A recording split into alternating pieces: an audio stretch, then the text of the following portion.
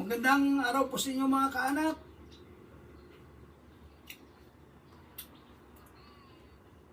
Luzon, Visayas at Mindanao, walo po sa inyo.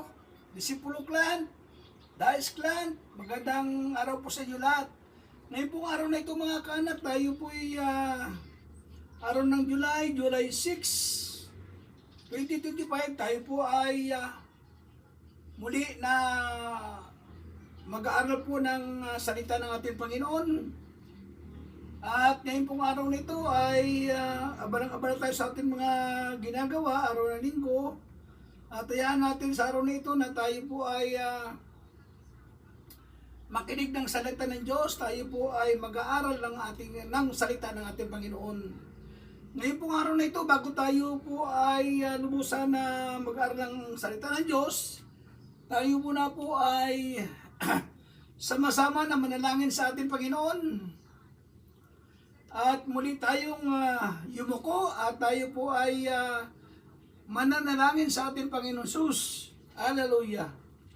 Purihin ang ating Panginoon. Thank you, Jesus. Hallelujah, hallelujah.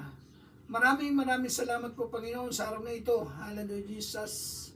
Na kami po ay malayang magpuri, sumamba sa iyo sa Espiritu at katotohanan, at malaya na mag-aaral po ng iyong mga salita. Dalayan ko po, Ama, sa araw nito na pagpalain po ninyong aking mga kaanak dito po sa Luzon, sa lungsod po ng Maynila, sa Kabisayaan. Inyo silang pagpalain, Panginoon, saan man po sila naroon, dakilang Diyos. Ganon din po yung mga nasa Mindanao, sa Zamboanga. Ama, inyo silang pagpalain, Panginoon. Pagpalain po ninyo ang kanilang anak buhay, ang kanilang mga pangangailangan, Panginoon. Hallelujah.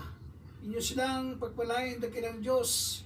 Hallelujah. Ngayon pong araw nito, Panginoon, dinadalayan ko po ang aking mga kaanak na Luzon, Visayas at Mindanao. Ama, inyo silang pagpalain. Ngayon pong araw na ito, Panginoon, sa iyo po naming pinagkakatiwala ang aming buhay. Inyo kami samahan, pagtubayan ng Espiritu, bigyan ng pangunawa ng iyong mga salita, dakilang Diyos, ang karunungan, ang kaalaman, Panginoon, ng iyong mga salita, inyo pong ipagkalob sa amin.